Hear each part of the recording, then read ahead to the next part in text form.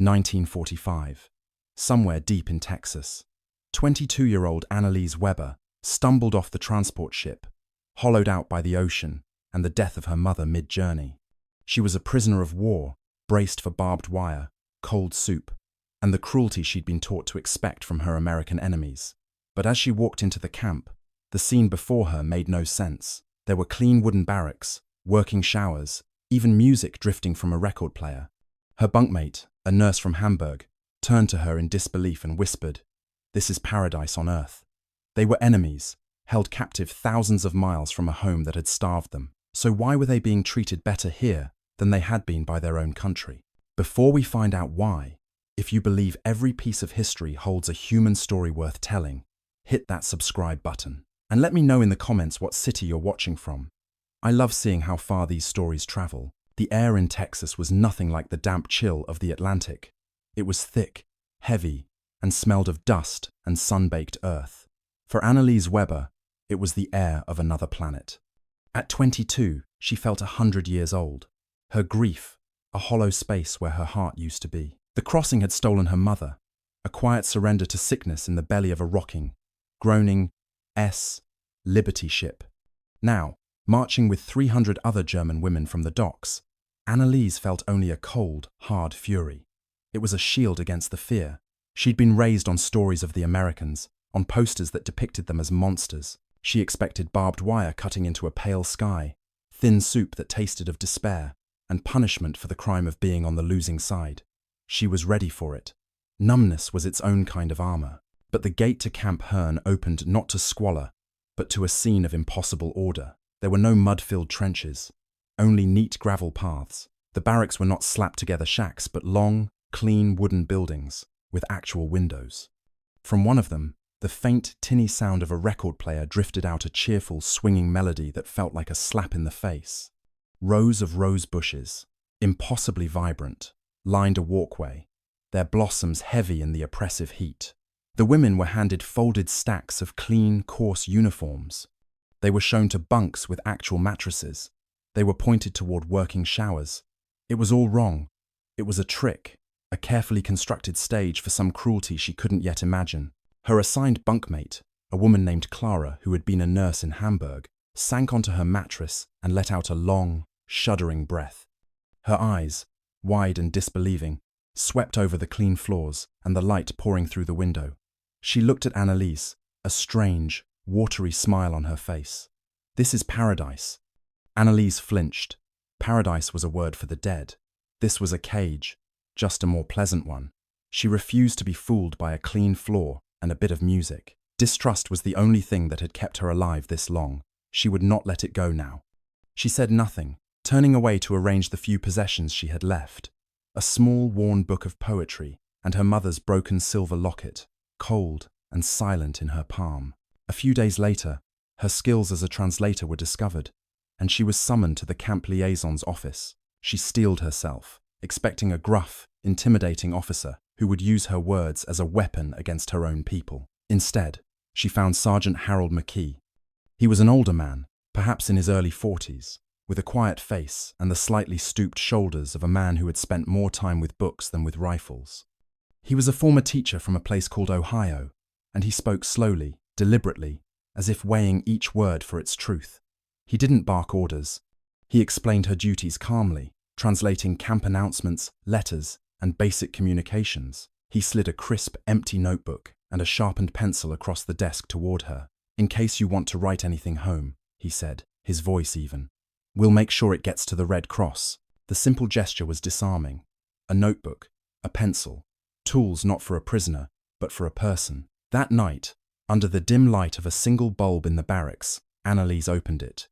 Her hands trembled.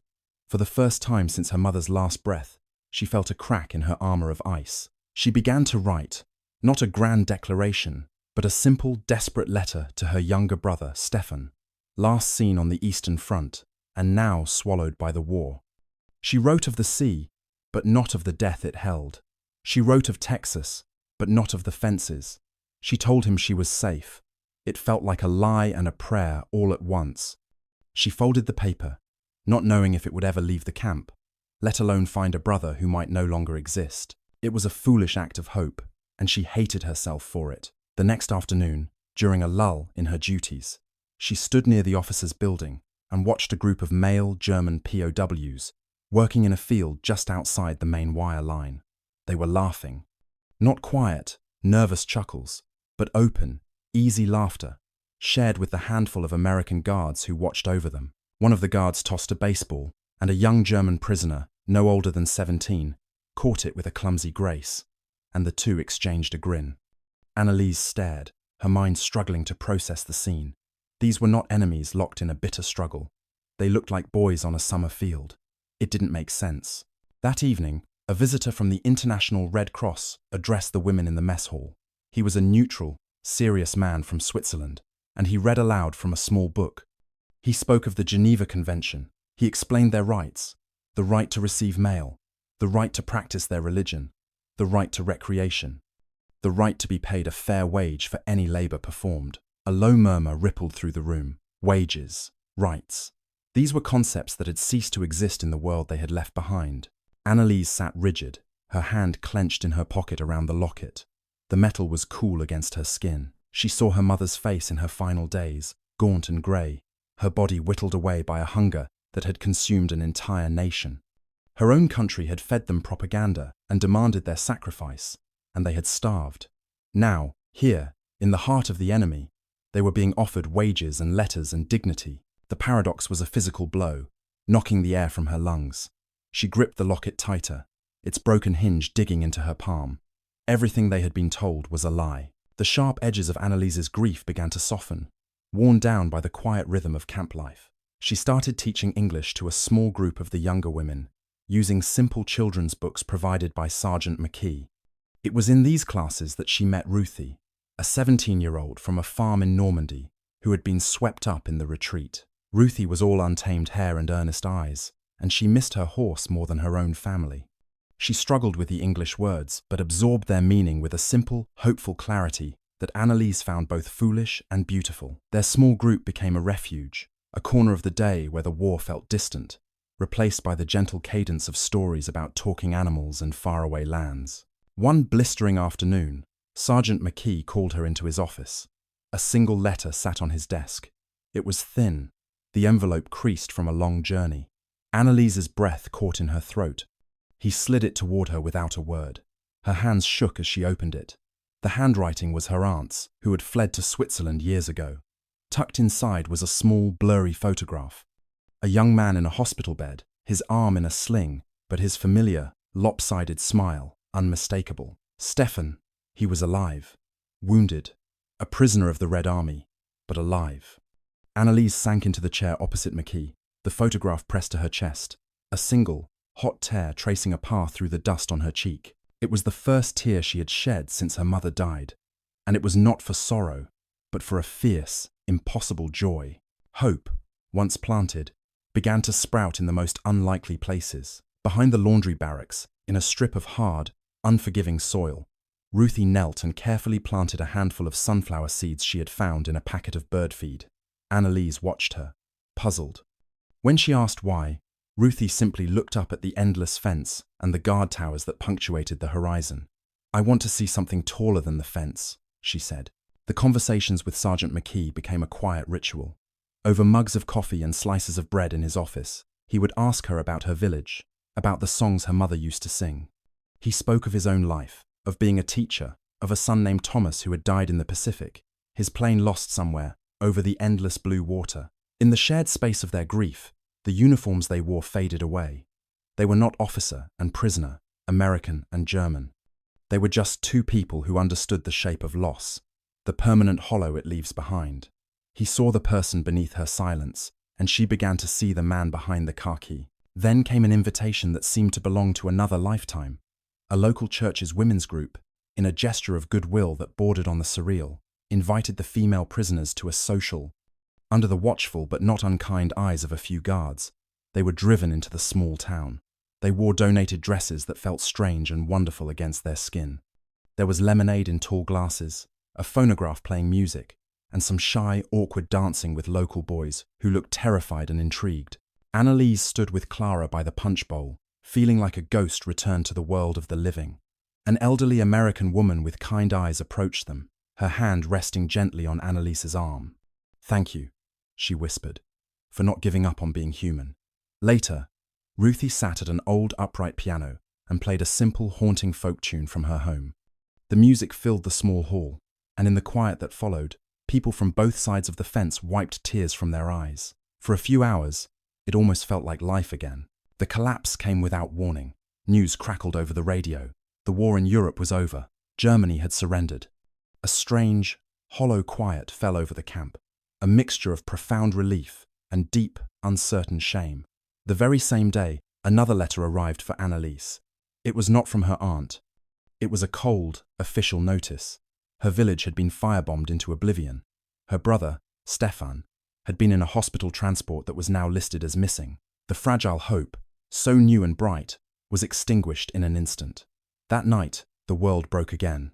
One of the women, terrified of repatriation to a ruined country, was caught hoarding food, trying to build a stash for an impossible escape.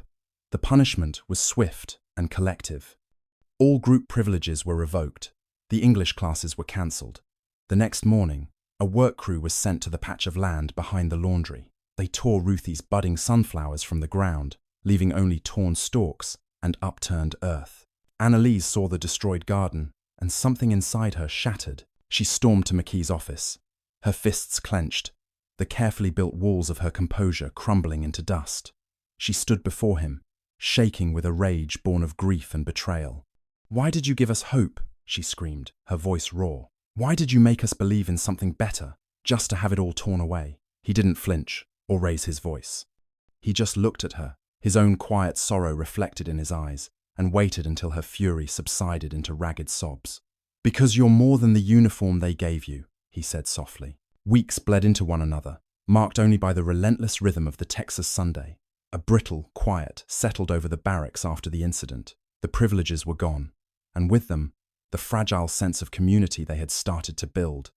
The women moved through their days like ghosts, the shared laughter and whispered stories replaced by a guarded silence. The world outside the wire remained a terrifying unknown, and the world inside had become a place of waiting. But in the trampled patch of earth behind the laundry, a small miracle was unfolding. A few of Ruthie's sunflower seeds had survived the destruction. Unseen and untended, they had taken root. Now, thin green stalks pushed stubbornly through the packed dirt, reaching for the light. It was a quiet, relentless rebellion, a testament to the fact that life, even when crushed, finds a way to grow toward the Sunday. Annalise watched them every day. The sight of those small, determined leaves did something to the ash and anger inside her. Sergeant McKee's words echoed in her mind. "You're more than the uniform they gave you." She had screamed at him for giving her hope, but she now understood that hope wasn't something given or taken away. It was something you chose, something you nurtured in the hardest soil. She began to walk through the barracks in the evenings, not with the intention of teaching English, but simply of listening. She sat on the edge of bunks and asked the other women about their homes, their families, their lives before the war. She asked Clara about the hospital in Hamburg, Ruthie about her horse, an elderly woman about the bakery she once owned in Berlin. Armed with her notebook and pencil, she started to write it all down. She collected their stories, their memories, their names. She asked for photographs if they had a faded picture of a smiling brother, a formal portrait of parents on their wedding day. The women, at first hesitant, began to open up, entrusting her with these fragile pieces of themselves. Annalise realized she was building an ark, not of wood and nails, but of memories and words. If their homes were gone, if their families were lost, their stories would remain. They would not be erased. They would not be a nameless, faceless number in a historical record. They would be people. She bundled the growing collection of letters, notes, and photographs and requested a meeting with Sergeant McKee. She laid them out on his desk, a mosaic of lost lives. She did not apologize for her outburst, and he did not ask her to. Instead, she explained her purpose. She wanted him to help find a way to archive these stories, to ensure they were preserved. "So someone remembers us as people, not prisoners," she said, her voice steady and clear. He looked at the faces in the photographs, then back at her. A long, quiet moment passed between them. He saw not a prisoner asking for a favor, but a historian fighting for her people's souls. He nodded slowly. a promise passing between them without any more words. A month later, a US Army photographer arrived at Camp Hearn. His assignment was to document daily life for historical records. The women were ordered to assemble near the barracks for a group portrait. By now, Ruthie's sunflowers had grown tall and defiant, their heavy heads, bursting with yellow, towering over the fence line. A quiet understanding passed through the women as they gathered. This was not a command performance. This was their moment. One by one, as they stepped before the camera's unblinking eye, they held up a small, symbolic piece of their identity. Clara held a small, worn Bible. A young woman who had been a university student held a book of poetry. Another clutched a simple wooden cross she had carved herself. Ruthie, her face beaming, held a single, perfect sunflower. When it was her turn, Annalise stood tall, the Texas sun on her face, and held up her mother's broken silver locket. They were not smiling for the camera, they were bearing witness. Years later, an old woman, living a quiet life in Switzerland, Annalise donated the photographs and the archive of letters to a museum. In the final letter that accompanied the collection, she wrote her conclusion. We were enemies of a nation, but we were never enemies of the people who guarded us. We were prisoners, but we found a strange and unexpected freedom. We called it paradise not because it was easy, and not because it was without pain, but because for the first time, in a very long time, we were treated as souls, not as tools. And that, I have come to believe, is a kind of heaven.